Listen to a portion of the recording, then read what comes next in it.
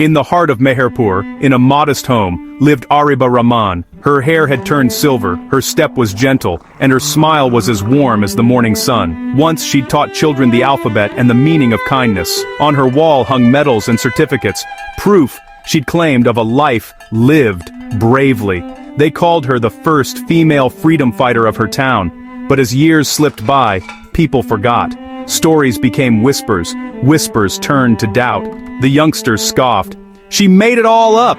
There's no record, she's just an old lady with old tales. Ariba never defended herself.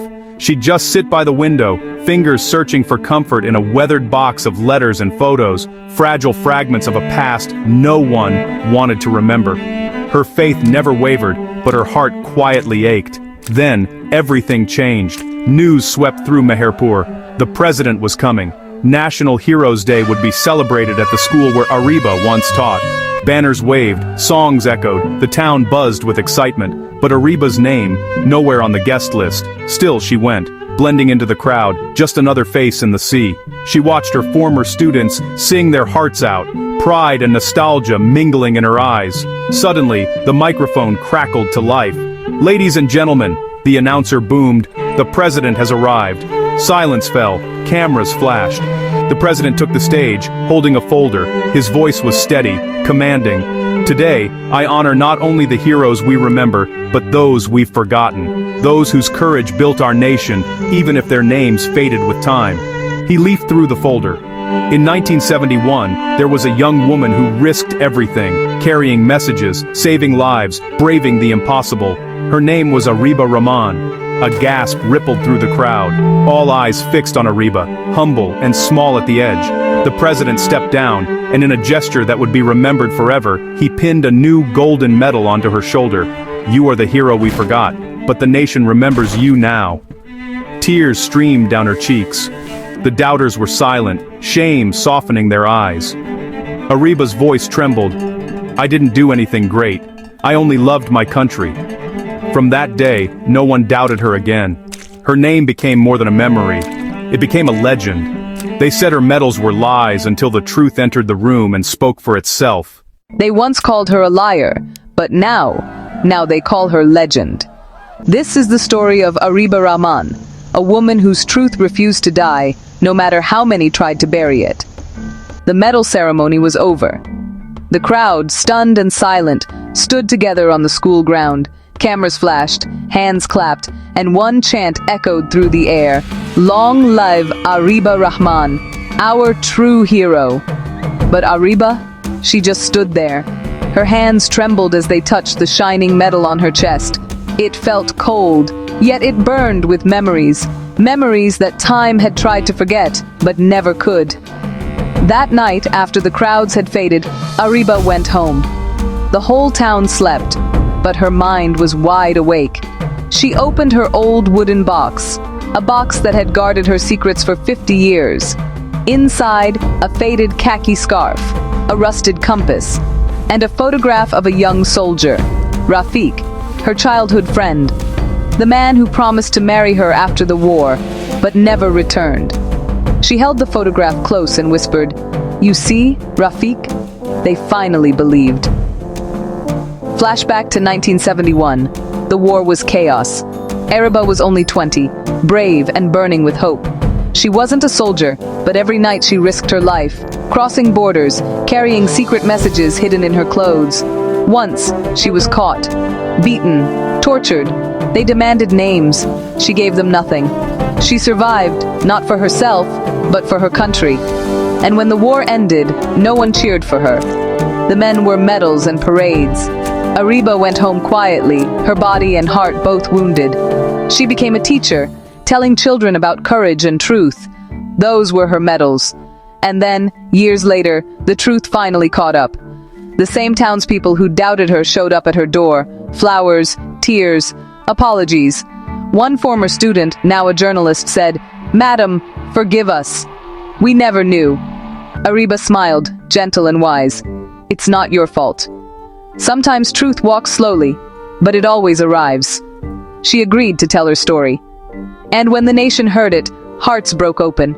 Suddenly, Ariba was everywhere, on television, in universities, inspiring thousands.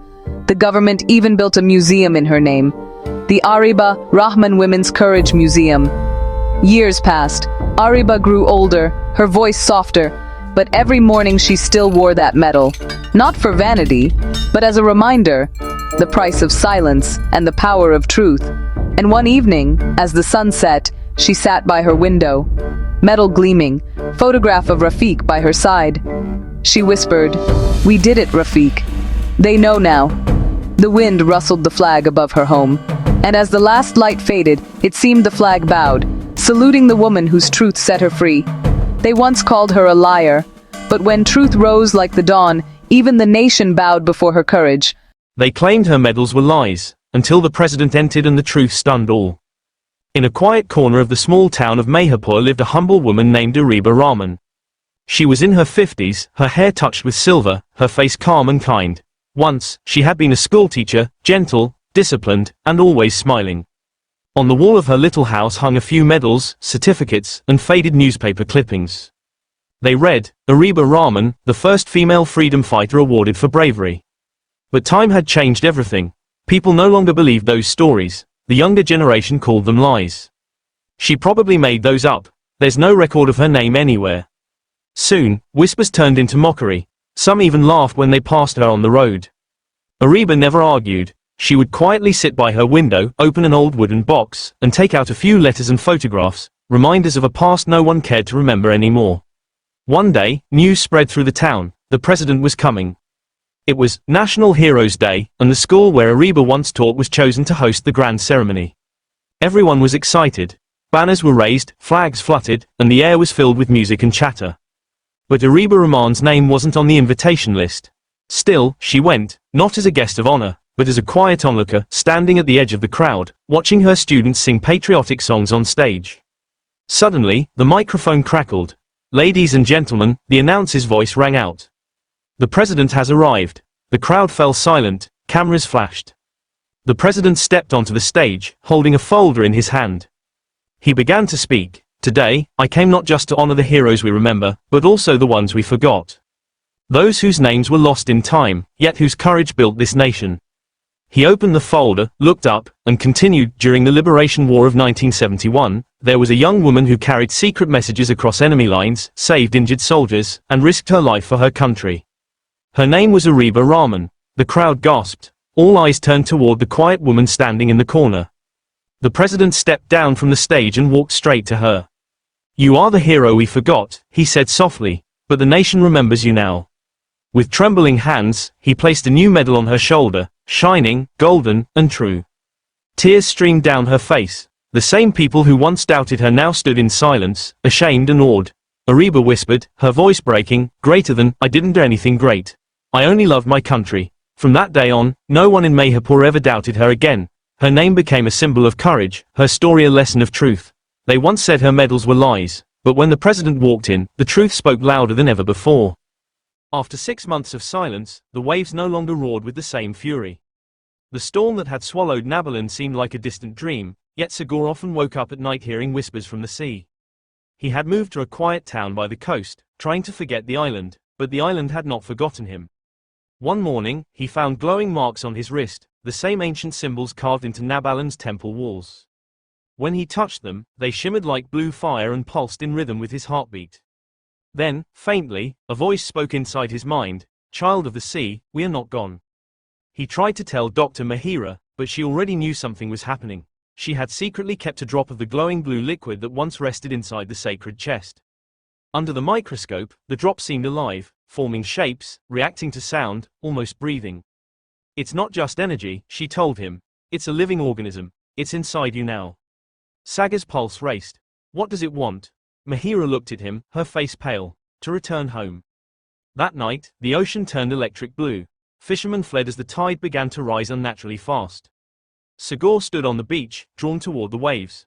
The wind howled but the sea grew calm around him. The voice grew louder. "The blood calls you. The island lives through you." A column of light rose from the sea, swirling around him, lifting him off the ground. When it faded, a golden disc lay at his feet, engraved with the serpent symbol, the mark of Nabalan. Days later, an encrypted message reached Dr. Mahira's lab. It contained only coordinates and a single line: "The island is rising again. We must stop it, Colonel Farrick." They thought he had died, but if he was alive, it meant the island was too. Sagor clenched the disc in his hand. "It's calling me back." Months passed, and a new expedition began. Mahira led the mission aboard a research vessel, Aurora. The sonar readings grew erratic as they neared the old coordinates. Something immense was moving beneath the surface. When the fog cleared, ancient stone towers emerged from the ocean. Nabalon was rising again. They found Colonel Farrick waiting near the cliffs, older but alive. "The island never died," he said. "It slept, waiting for the bloodline to awaken. You, Sagor, are its key." He pointed to the golden disc. "That is the seal of Nabalon. It can awaken the heart, or destroy it." Sagor felt the marks on his wrist burn brighter. "What if I choose wrong?" Farrick's eyes were grave. "Then the world will drown as Nabalon once did." Inside the heart temple, they found a living crystal, pulsing like a heart. The voice returned, echoing through the chamber: "Restore the balance. Choose life or ruin." Sagor stepped forward. He raised the golden disc. His body glowed with the same energy that once flowed beneath the island. "I didn't ask for this," he whispered, "but maybe it chose me." He pressed the disc into the crystal. A blinding surge of light exploded outward. The ground shattered, the ocean roared, and then, silence.